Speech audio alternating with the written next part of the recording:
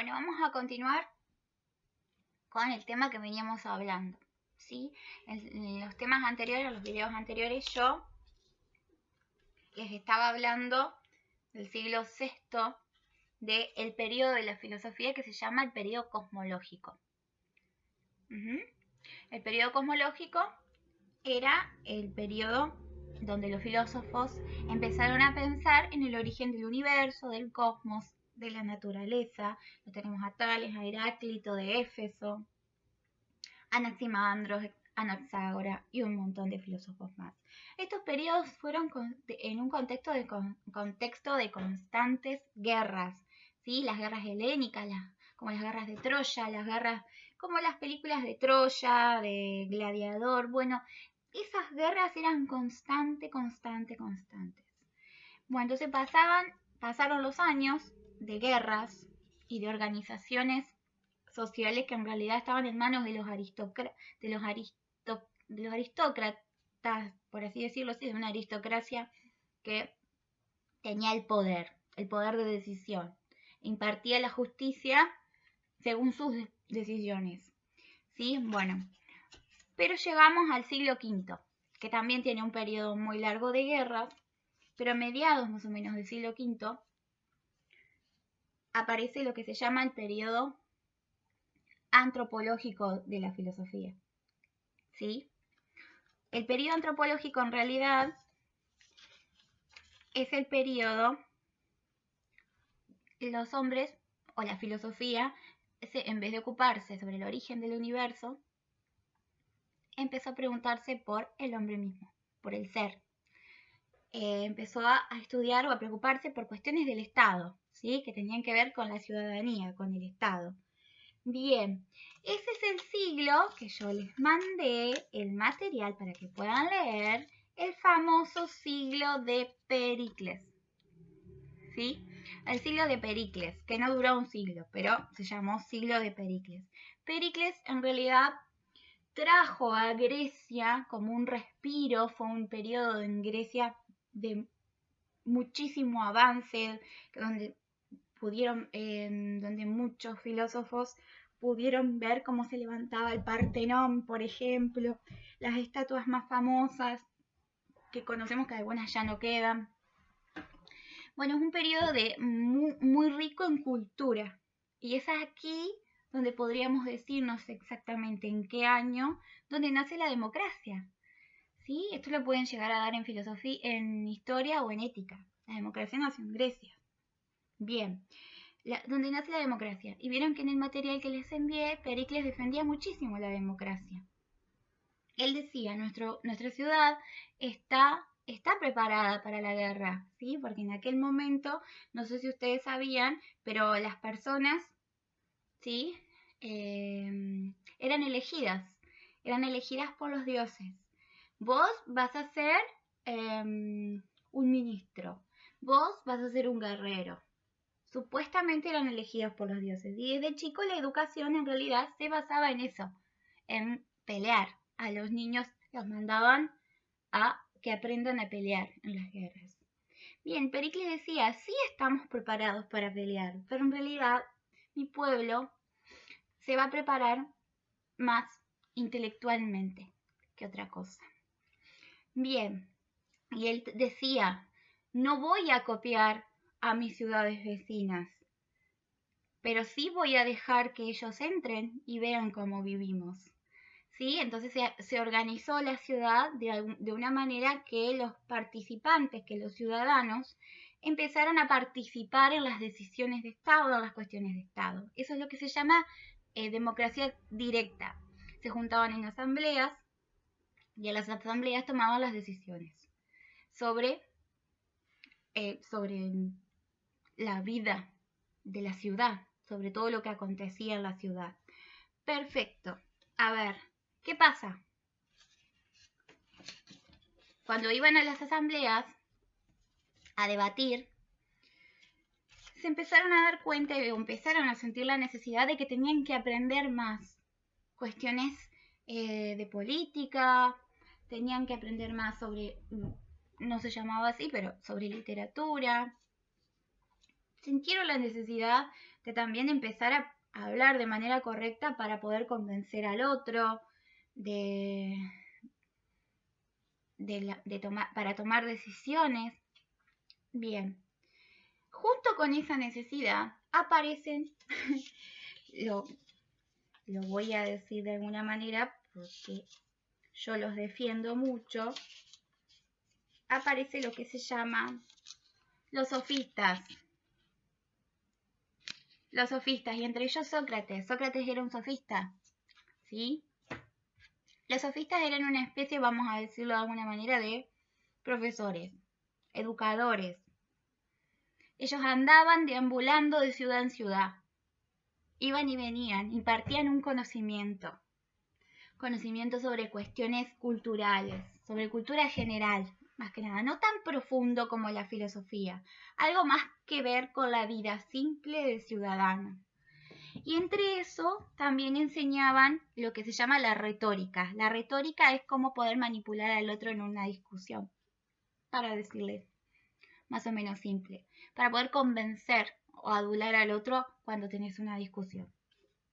Se llamaba la retórica. Perfecto. Pero ¿qué pasa? No cayeron muy bien porque ellos cobraban por impartir el conocimiento, cosa que en esa época era algo muy raro. Ellos cobraban y tenían muchos seguidores que les pagaban y algunos cobraban muy caro. Y había otros que no estaban de acuerdo, entre ellos Sócrates y Platón, no estaban de acuerdo con esto de que los sofistas cobraran. Algunos creían que eran unos habladores, pero en realidad vinieron a traer un mensaje. Los sofistas más importantes, vamos a empezar con este. Protágoras. Protágoras vino a dar un mensaje, a enseñarles a los ciudadanos que le pagaban, a enseñarles lo que se llama el relativismo. Protágoras decía que el hombre era la medida de todo. Bien, ¿qué quiere decir esto? Que según cada uno, que el hombre era individual. Piensen, que las cosas eran según cada uno. Las podía ver. Si esto era lindo para mí, para vos podía ser feo. ¿Sí? Si eso es justo para mí, para vos puede ser injusto. Si eso es bueno o malo, depende de vos. Depende del hombre, depende de tu medida. A eso se refería.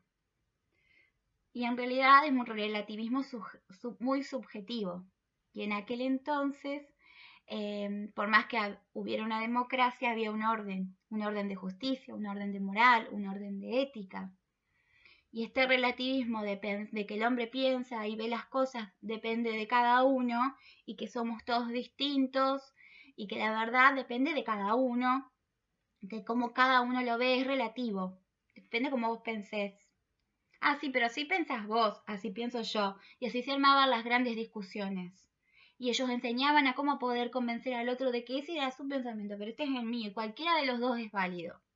Eso se llama relativismo subjetivo. Y eso no existía antes había un solo pensamiento y un orden. ¿Ok? Se perdía la objetividad de ese orden que existía, ese orden moral, ese orden ético. ¿Cómo que esto es bueno para vos y malo para mí? No, pero la moral, la justicia divina dice que eso está mal. No, decía Protágoras, depende de vos. Para vos está mal, pero para mí no está tan mal. Y en realidad es un pensamiento muy común, chicos. Es un pensamiento libre que nosotros tenemos. Se llama libre albedrío, ¿sí? Eso es lo que tenemos ahora. Cada uno piensa. ¿Hay un orden? Sí, obvio que hay un orden. Hay unas reglas, hay normas, hay leyes. Pero tenemos la libertad de pensar y elegir en muchas cuestiones de nuestra vida personal. Antes no. Por eso fue tan sorpresivo, fue tan, por alguna manera decirlo, novedoso para la sociedad. Luego de Protágoras tenemos a otro sofista. No se olviden que los sofistas usaban la retórica, trataban de convencer al otro. Eran unos habladores. El otro era Gorgias. Gorgias el nihilismo, la teoría de Gorgias era que nada existía, nada es real. Esto no existe, no, las cosas no existen.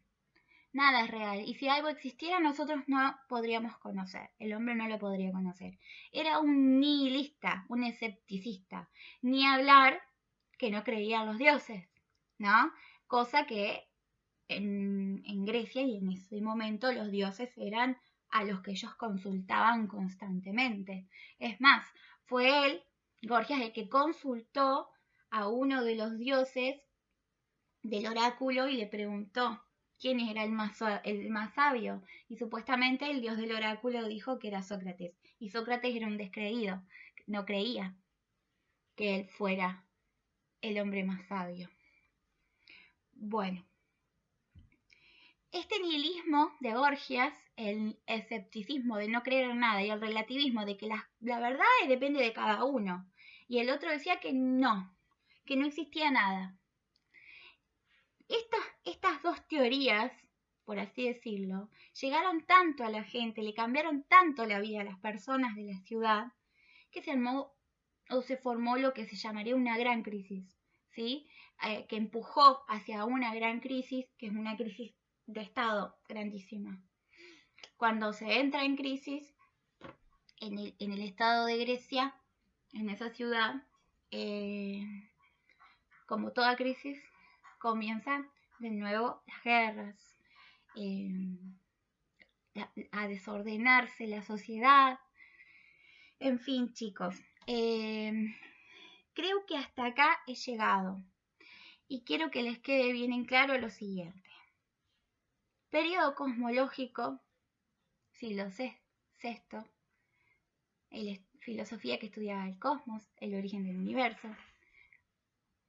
Siglo V, periodo antropológico de la filosofía, los sofistas, periodo donde los filósofos empezaron a preocuparse por el ser, por el individuo y por cuestiones del Estado y de la sociedad.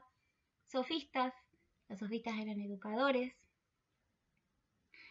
Y la crisis, la gran crisis, cuando un pueblo empieza a pensar por sí mismo, o cuando aparecen figuras como los sofistas, porque después lo tenemos a Sócrates también, que como es más complejo, lo voy a dar en otra clase. Los sofistas llegaron al pueblo, y cuando el pueblo empieza a pensar, empieza a levantarse contra el Estado. Eso pasa siempre, y pasa ahora. Y me gustaría hacerles una pregunta filosófica desde el siglo XXI. ¿Por qué los filósofos, los sofistas, los dioses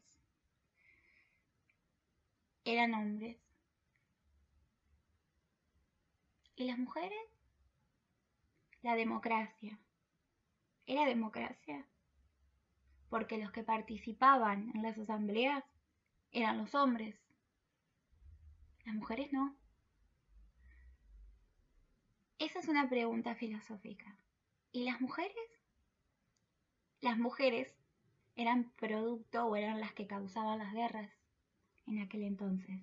Por ejemplo, Helena de Troya. Era la causante de una guerra que duró años. ¿Por qué sucedía eso? Son preguntas. Estamos hablando de siglos antes de Cristo. El papel de la mujer. ¿Por qué? Acuérdense de que muchas veces, o la mayoría de las veces, la filosofía pregunta, pero no tiene respuesta. Pero estamos hablando de siglos y siglos antes de Cristo. Bueno, chicos, les dejo un beso muy grande. Se me hizo muy largo el video, pero es re interesante. Estos temas son muy interesantes para hablar y no quiero que lean tanto. Preferiría que estuviéramos en el aula, claramente, pero no podemos. Entonces, los veo por acá o ustedes me pueden ver por acá. Les mando un beso grande, los quiero mucho y espero que les sirva la clase de hoy.